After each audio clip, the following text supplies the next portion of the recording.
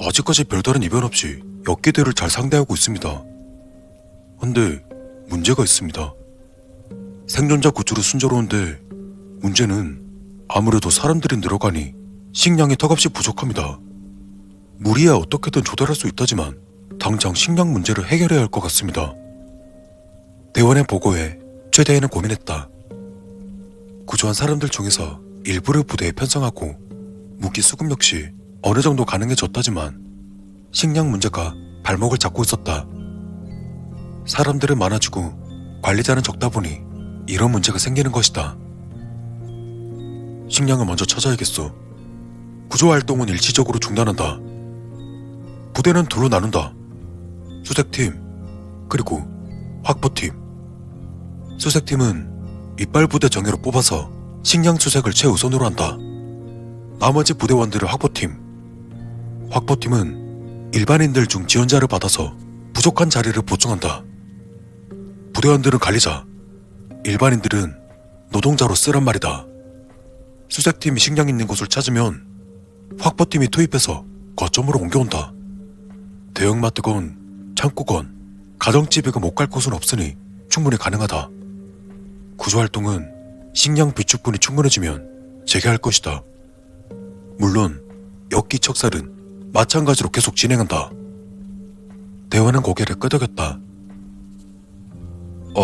그리고 최대원님, 이건 부대원 중 한 명이 얘기한 건데 도시에서 멀지 않은 곳에서 연기가 나는 걸 봤다고 합니다.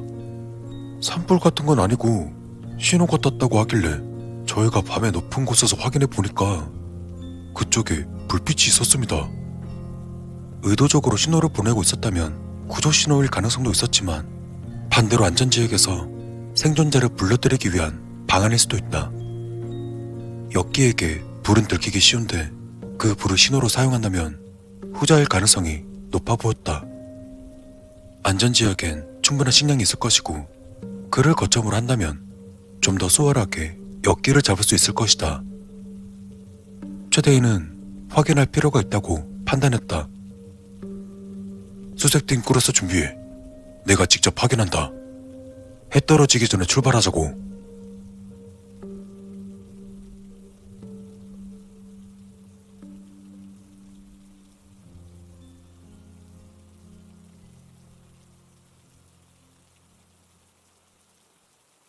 준비는 빠르게 끝났다. 군용대검으로 무장한 병사들과 줄에 묶인 채 겁에 찔린 얼굴로 끌려오는 어린아이 2명. 최대희는 인원을 파악하고 멀리서 보이는 연기를 바라보았다. 확실히 의도적인 신호처럼 보였다. 대략 30분 정도 될 것 같은데. 관리병은 아이들 결속 잘하고 최우선적으로 보호해. 엽기가 나타나면 아이들을 가운데에 두고 순차적으로 이빨을 만들어 상대한다. 이번엔 토벌이 목적이 아니기 때문에 최대한 조용히 움직이면서 싸움은 최소로 할 것이다. 전부 알아들었으면 출발해. 관리병이란 이빨이 될 아이들을 관리하는 병사를 말한다. 오로지 이빨 부대에만 있는 보직인 것이다. 아이들은 가장 보호받으면서 또 가장 위험하고 고통스러운 위치에 있게 되었다. 최대희 역시 대검과 총을 점검하고는 연기가 나는 방향으로 걷기 시작했다. 부디 안전지역이길 바라면서.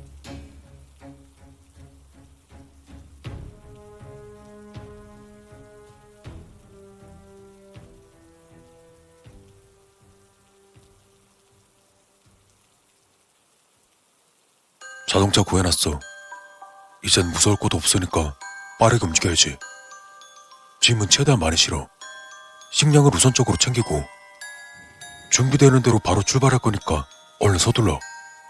우리가 왔던 그 도시로 돌아갈 거야. 이제 방법을 찾았으니 그놈이 일을 잘 해놨길 바라야지. 상혁의 말에 혜정은 안도하며 식량을 챙기기 시작했다. 다시 걸어서 돌아갈 생각에 정신이 아득했는데 다행히도 편히 돌아갈 수 있을 것 같다. 상혁이 구해온 SUV 차량에 만족스러울 만큼 식량을 실은 혜정은 상혁을 가만히 바라보았다. 가끔씩 웃기도 하고 다른 표정을 보여주긴 하지만 거의 저런 무표정한 얼굴이었다. 원래 감정 표현이 적은 사람일까? 과거에 대해 자세히 알지 못하지만 여러 가지 주워들은 이야기를 종합해 봤을 때 자신의 아내와 딸을 희생시킨 것 같았다. 어쩌면 그때 이후 저런 얼굴이 된 게 아닐까. 혜정은 왜인지 그런 상혁이 안쓰러웠다. 상혁의 방을 찾아갔던 그날부터 상혁은 문을 잠그지 않았다. 때문에 혜정은 마음이 답답할 때마다 상혁의 방으로 찾아가곤 했다. 물론 상혁의 얼굴에 변화는 없었다. 애정이 느껴지는 것도 아니었다. 하지만 우습게도 그런 상혁에게 자신은 위로받고 있었다. 자신이 어떤 감정인지 알 수 없어 상혁이 자신을 어떻게 생각하는지도 알고 싶었다. 하지만 결국 아무런 말도 못하고 차에 올랐다. 뒷좌석에 나이가 있었고 혜정의 자리는 조수석이었다. 다시 한번 혜정은 부부가 연상되어 작게 웃었다. 상혁은 별다른 말 없이 차를 출발시켰다. 혹시 엽기가 따라오지 않을까 했지만 다행히 그런 일은 없었다. 근처 엽기들은 미리 청소해놨지. 니 덕에 칼이 상당히 쓸만해졌으니 그리 어렵지 않더라고. 가기 전에 몇 군데 들러서 필요한 거 좀 챙길 거니까 내가 주변을 살피면 네가 들어가서 가져와. 그렇게 말한 상혁은 미리 써놨던 리스트를 혜정에게 건네었다. 대다수가 의약품이었고 간단한 생필품이나 옷가지들도 적혀 있었다. 얼마간 평화롭게 주행하던 차는 길 한쪽에 있는 휴게소 건물로 들어갔다. 여기서부터 엽기가 나올 수도 있어. 내가 밖에서 지켜볼 테니까 들어가서 쓸만한 거 챙겨와. 혜정은 가방 2개를 짊어지고 건물 안으로 들어갔다. 휴게소 건물은 엉망이었다. 약탈이 있었는지 식량은 거의 보이지 않았지만 어차피 지금 필요한 건 식량이 아니었다. 다행히 편의점엔 쓸만한 물건들이 아직 남아있었다. 적혀진 대로 진통제와 소독약, 붕대 이런 것들을 챙긴 혜정은 문득 리스트에 쓰여있지 않은 물건에 시선이 갔다. 임신 테스트기. 괜히 죄를 짓는 느낌에 눈치를 살피며 주머니에 몇 개 챙기더니 짐짓 아무렇지 않은 척 다른 곳을 둘러보았다. 챙긴 물건들이 무겁긴 했지만 대부분의 물건들을 챙겨 돌아갔다. 약 같은 거 많이 챙겼어요. 생필품도 챙겼고 먹을 건 없었는데 다행히 콜라가 몇 개 있더라고요. 시원하진 않더라도 맛있을 거예요. 그렇게 말한 혜정은 캔콜라 하나를 내밀었다. 역시나 상혁은 고개 한번 까딱이지 않고 그걸 받아들더니 천천히 마시기 시작했다. 혜정은 뒷좌석에 있는 아이에게도 하나 건네준 뒤 상혁을 바라보았다. 저기, 전 당신한테 어떤 사람이죠? 갑자기 튀어나온 말에 오히려 놀란 사람은 상혁이 아니라 혜정 자신이었다. 자신도 모르게 질문을 내뱉은 것이다. 그녀가 허둥대는 사이 감정 없는 말투로 상혁이 답했다. 아무것도 그냥 필요할 뿐이야. 이후 더 이상 말이 없었다.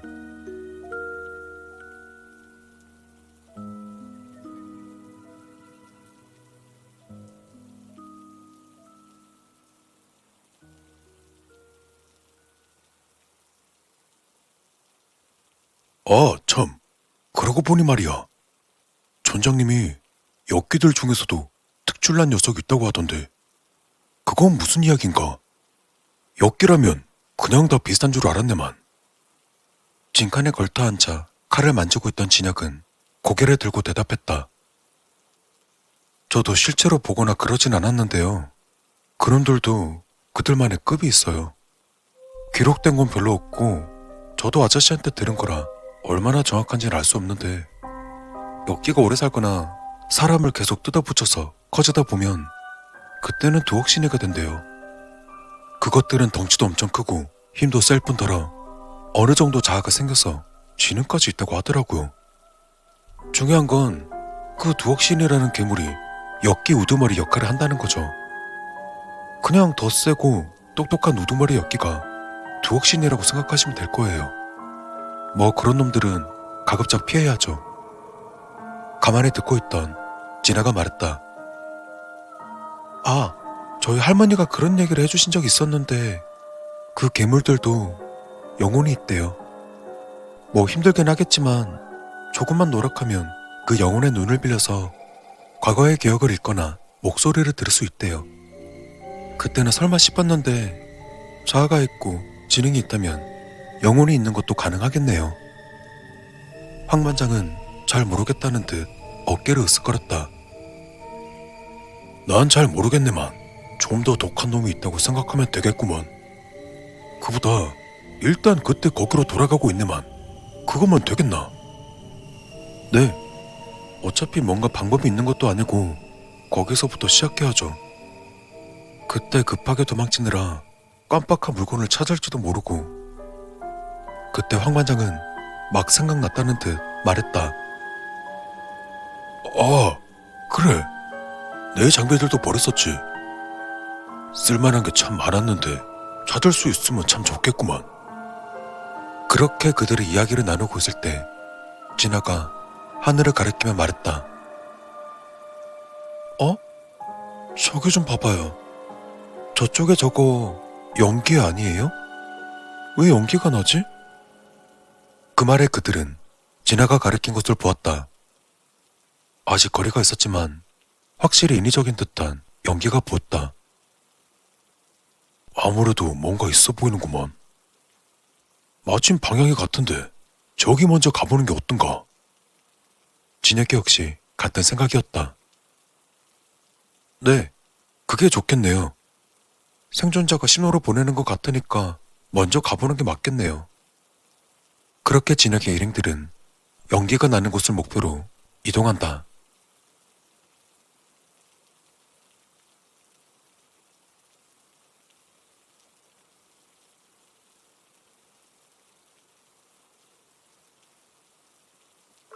아이들 상태는 좀 어떤가? 목적지에 거의 다다랐을 때 최대희가 관리병에게 물었다. 상처 치료는 잘 해놔서 크게 문제 없습니다. 근데 애가 잔뜩 겁을 먹어서 그게 좀 걱정입니다. 의무병이자 관리병인 정신우 상병이 대답했다. 최대희는 고개를 끄덕이곤 마을을 바라보았다. 생각보다 규모가 있는 마을이었다. 그들이 예상한 대로 안전지역이 맞았던 모양이었다. 대충 둘러보니 대략 60명 정도 생활하고 있는 듯했다. 다만 특별한 방벽이라든지 엽기에 대한 대비책 같은 게 없어 조금 불안한 마음이 들었다. 안전지역으로 보이니 우선 들어간다. 우리가 적이가 없다는 걸 알아야 하니까 무기는 꺼내지 않는다. 다만 만약을 대비해 즉시 대응할 수 있도록 준비를 하도록 해. 관리병과 아이는 최후열에서 따라온다. 출발해. 최대위와 부대원들은 천천히 마을로 향했다. 그리고 이내 마을 사람들도 군인들을 발견하고는 입구에 모여들기 시작했다. 저는 최민규 대위라고 합니다. 연기 신호를 보고 찾아왔습니다. 혹시 마을 대표님이나 책임자분 계십니까? 군인들을 경계할지 모른다 생각해 최대위는 일부러 양손을 들어 올리며 말했지만 다행히 마을 사람들은 큰 거부감 없이 최대위와 부대원들을 맞아주었다. 오히려 환영한다고 해야 할까? 그렇게 최대위가 안심하려던 찰나였다. 천천히 마을 사람들이 길을 내더니 노인 한 명이 나타났다. 어서 오십시오. 잘 찾아오셨습니다. 제가 마을 이장입니다. 저와 이야기 나누시죠. 그 노인은 자신을 이장이라 소개했다. 이제 아무 걱정하실 필요 없습니다. 저희 마을은 소울신이 있어 엽기로부터 안전하니까요. 처음 듣는 이야기였다. 그 괴물들로부터 완벽하게 보호받는 지역이 있다는 뜻일까? 이빨의 사용법을 알려준 진수가 이런 비슷한 말을 한 적은 있지만 그건 조건이 매우 까다로운 데다 범위도 한정적이어서 사실 불가능에 가깝다고 알고 있었다. 최대위는 곧바로 물었다. 안전하더니 그게 무슨 말씀이십니까? 제가 아는 한 그 괴물들이 발 디디지 못하게 하는 건 불가능합니다. 그런데 안전하다니요. 그리고 수호신이라니 그게 대체 무엇입니까? 노인은 인자하게 웃으며 대답했다. 전 소시 쪽에 박순무당이었습니다. 말이 쉬우니 박순무당이지 점사도 제대로 못 본 반쪽이라 그런가 금세 접어버리고 농사일을 시작했지만 그러는 동안에도 제가 모셨던 신께 시성을 드리는 건 잊지 않았지요. 그런데 엽기들이 나타난 이후 수호신님께서 제게 말을 걸어주셨습니다. 저와 이 마을을 지켜주시겠다는 말씀이셨죠. 이후 실제로 저희 마을엔 엽기들이 들이닥치는 일은 전혀 없었습니다. 수호신님 덕에 저희 마을이 건사한 것이지요. 이 하회와 같은 마음에 감사하고 또 모두와 나누기 위해서 그리 신호를 보냈던 겁니다. 한 사람이라도 더 구하겠다는 정직한 일념 하나로 말입니다. 최대희는 어쩐지 찜찜한 기분이었다. 진소희가 들은 바 비과학적인 방법으로 괴물을 상대한다는 건 알고 있었지만 이건 조금 다른 문제 같았다. 믿기 힘드신 건 알고 있지만 보시다시피 사실입니다. 저희 마을은 엽기로부터 안전하지요. 다 수호신님 덕분입니다. 확실히 이곳은 매우 안전해 보였기 때문에 어느 정도 납득을 하려 했지만 역시 그럼에도 개운치 않은 느낌이 있었다. 근데 많이 시장하실 텐데 식사부터 하시는 게 어떠실지요? 이래봬도 저희 마을은 풍족한 작물을 잘하고 있어 먹을 것엔 부족함이 없습니다. 대원들은 내심 반가워했지만 최대희는 아직도 의심의 끈을 놓지 못하고 있었다. 너희들은 먼저 가서 식사하고 좀 쉬도록 해. 난 이장님과 할 이야기가 있으니. 그렇게 둘만 남게 되자 최대희는 이장에게 질문을 던지기 시작했다. 말씀하신 것이 모두 사실입니까?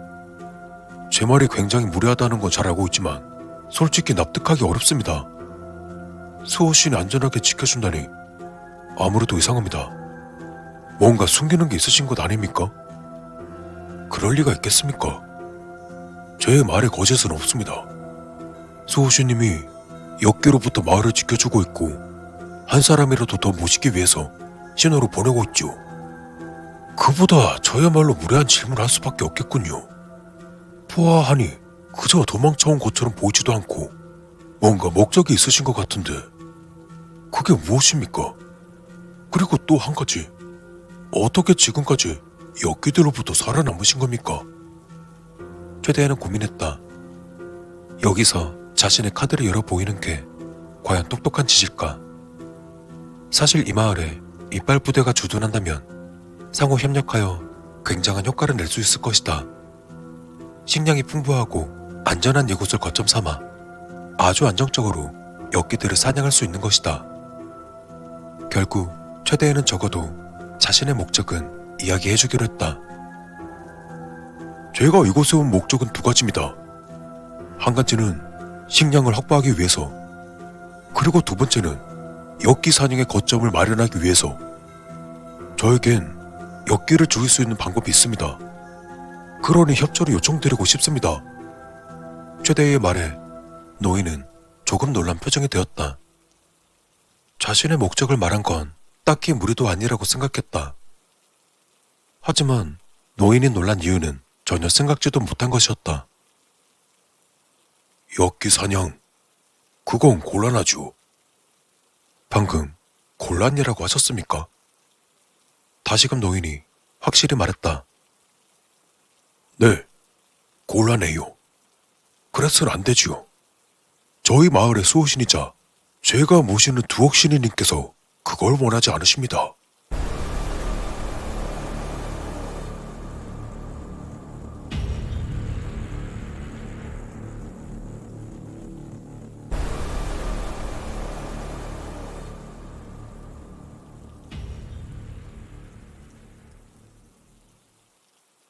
좀 이상하지 않아요?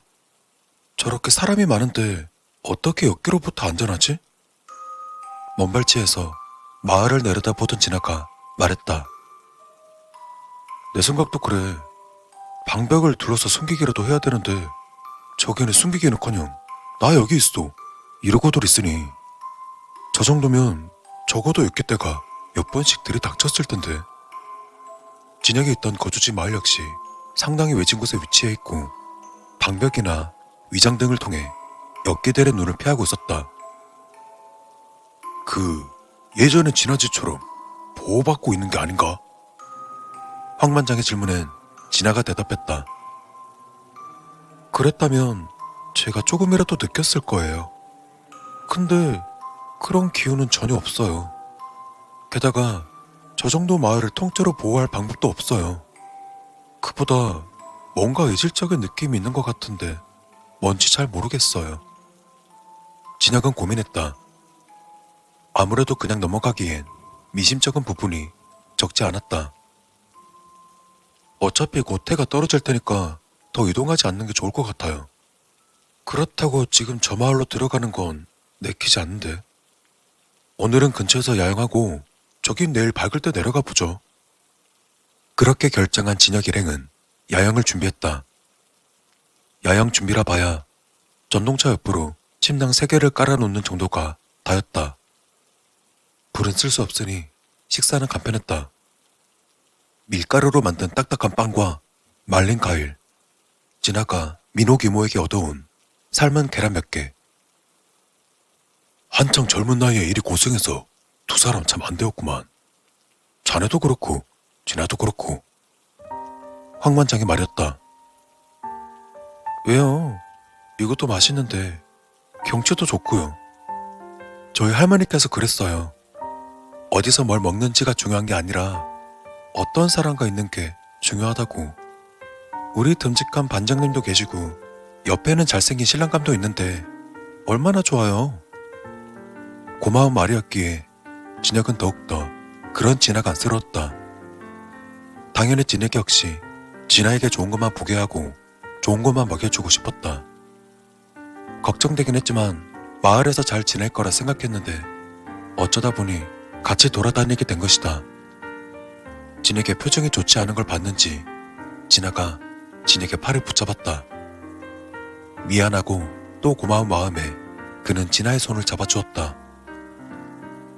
빨리 일 끝내고 돌아가야지. 안 되겠어.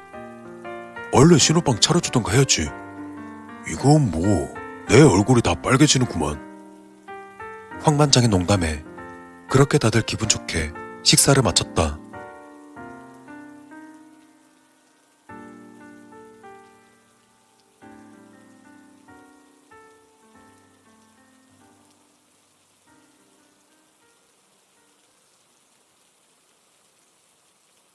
이장님, 아무래도 이 사람들 이빨을 쓴 것 같습니다. 어느 청년 하나가 아이 2명을 데리고 들어왔다. 이빨 부대에서 데려온 어린 아이들이었다. 이장은 아이들 몸에 난 칼자국들을 살펴보더니 최대위에게 말했다. 설마 했는데 진짜 이빨로 엽기를 사냥하고 계셨군요. 그럼 묻지 않을 수 없습니다. 대체 이빨 사용법은 어떻게 하셨습니까? 당신은 기록마을 출신이 아닌 것처럼 보입니다만. 다급히 고개를 돌려 바라보자 그곳엔 부대원들이 묶여있었다. 대체 이게 뭐야? 당신은 이빨을 어떻게 알지? 두억진이는 또 뭐야? 사냥은 안 된다는 건 무슨 말이야? 제가 묻는 말에 먼저 대답을 하세요. 이빨에 대해 어떻게 하셨습니까? 최대희는 분위기를 살피다 어쩔 수 없이 대답했다. 우연히 알게 되었지. 어떤 미치광이 하나가 엽기를 사냥하려고 사람들을 모으고 있더라고. 그래서 그 사람한테 배운 거야. 이장은 고개를 끄덕였다. 도망쳐 나온 기령마을 사람이겠죠. 그렇다면 이해가 갑니다. 하지만 다시금 말씀드리지만 엽기 사냥은 곤란합니다. 그건 두억신이님 뜻에 맞지 않거든요. 두억신이님을 배신할 순 없습니다. 그랬다간 전부 죽겠죠. 좋아. 난 대답했으니 이제 당신 차례야. 당신 이빨을 어떻게 알지? 두억신이는 또 뭐야? 이장은 최대희를 잠시 바라보다 어깨를 으쓱이고는 설명했다. 뭐 말씀드려도 괜찮겠지요. 전 엽기들의 탄생지인 기령마을에서 무속 일을 했습니다. 사실 말이 무속이지 마을 사람들에겐 전대를 받았죠. 제가 모신 것은 두억신이었거든요. 두억신이가 무엇인고 하니 이무기가 여의주를 물고 용이 되듯 괴물에 불과한 엽기가 영혼의 눈을 떠 스스로 신이 된 존재입니다. 저희 선조들은 대대로 두억신이를 섬겼습니다. 다만 신령은 거의 없다시피 해서 제사 지내듯 치성을 드린 게 전부이죠. 엽기들이 풀려난 날 전 정신없이 도망쳤습니다. 같이 도망치던 사람들은 어느새 뿔뿔이 흩어져 엽기에게 희생되고 남은 건 저를 포함한 고작 몇 명의 사람들이었지요. 죽기 살기로 도망쳐 당도한 곳이 바로 이 말이었습니다. 간신히 몸을 숨기고 제발 살려달라고 기도하던 그때 저희 앞에 두억신이님이 나타나셨습니다. 보통의 엽기보다 큰 덩치에 다른 엽기와 달리 두억신이님은 명백히 눈에 깊이가 있었습니다. 영혼이 있다는 뜻이지요. 모두가 좌절한 그때 전 두억신이님 앞에 무릎을 꿇었습니다. 그리고 말했죠. 신님의 종이 여기에 있으니 분부를 내려달라고. 그러자 기적처럼 두억신이님의 목소리를 들을 수 있었습니다. 두억신이님은 제게 말씀하셨습니다. 죄물을 바치면 살려주겠노라고. 최대에는 노인의 말이 이해되지 않았지만 대략 상황을 파악할 수 있었다. 쉽게 말해서 사람들 깨워다가 괴물한테 던져주고 그렇게 연명했다는 말인데 개같은 새끼들이네. 그따위로 뻔뻔하게 살아남아서 수호신 타령이야? 그러자 노인이 크게 웃었다. 이빨을 써서 엽기를 사냥한 당신에게 그런 말을 듣다니 참 무섭군요. 저희는 최소한의 희생으로 모두를 구합니다. 두억신이님께서는 재물만 주기적으로 잘 바치면 엽기들의 해를 가하지 않도록 저희를 보호해 주십니다. 하지만 당신은 어떻습니까? 자신이 살기 위해 아이들을 희생시키고 있지 않습니까? 어찌 그리 끔찍한 짓을 하신 겁니까? 필요한 희생이었어. 엽기들을 막기 위해선 어쩔 수 없는 선택이라고. 그리고 난 아이들 목숨을 함부로 하지 않아. 그 누구보다 더 안전하게 보호하고 치료에 또 전력을 다하고 있어. 절대 죽지 않도록 보호하고 엽기 사냥이 끝나면 정당한 대가를 지불할 거야. 그러는 당신은 뭔데? 희생자들은 뭐 자진해서 엽기밥이 되는 건가? 그냥 너희 살겠다고 무고한 사람들 막 죽이는 거 아니야. 안 그래? 그러자 노인의 연상이 조금 높아졌다. 엽기들은 절대 막을 수 없습니다. 고작 몇 마리 사냥해본 경험으로 그리 오만하게 말씀하시니 한심하기 짝이 없군요. 하지만 두억신이님은 자유로우십니다. 일주일에 한두 명만 희생하면 수십 수백 명의 사람들이 안전하게 생활할 수 있죠. 마을이 얼마나 풍족한지 직접 보시지 않았습니까? 그리고 저희도 아무나 제물로 바치진 않아요. 지원자가 최우선, 그 다음이 죄를 지은 자, 그리고 마지막이 제비 뽑기입니다. 물론 뽑기에서 어린아이들은 제외되지요. 당연합니다. 미래의 희망인 어린아이들을 제물로 삼다니요. 최대에는 비웃었다. 그래서 본인들이 불안하니까 사람들을 자꾸 모으는 거지. 제물로 바칠 상관없는 사람들을 끌어들이려고. 그저 많은 이들이 두억신이님을 섬기고 안정을 찾았으면 하는 바람입니다. 연기를 보고 찾아왔다가 이곳에 감화되어 두억신이님을 모시는 사람도 많지요. 평화롭고 확실한 방법입니다. 당신이 어린아이들의 피로 엽기를 사냥하겠다는 아니라 생각을 하는 동안 저는 수십의 사람들을 먹여 살리고 있습니다. 지랄하네. 목숨을 담보로 협박이나 했겠지. 그럼 대답해봐. 마을로 들어온 사람들은 본인이 원하면 떠날 수 있어? 그 말에 노인은 대답하지 못했다. 그렇겠지. 떠나지도 못하게 묶어놓고 누구는 죄를 만들어서 제물로 쓰고 또 누구는 뽑기로 조작해서 제물로 쓰고 이 정도면 가족으로 협박해서 지원하게 만들기도 했겠는데 어때? 내 말 맞지? 이번에 노인은 고개를 저었다. 당신과 더 이야기하는 건 의미가 없네요. 수호씨님을 욕보이고 역기를 사냥한 죄, 미래의 희망인 어린아이들을 해한 죄, 그 죄를 물어 당신과 동료들 전부 구금하도록 하겠습니다. 그리고 제물로 바쳐 두억 신이님의 화를 잠재울 것입니다. 최다혜는 더 참지 못하고 권총을 꺼내 이장에게 겨누었다. 이런 늑다리 새끼야, 감히 누굴 제물로 바쳐?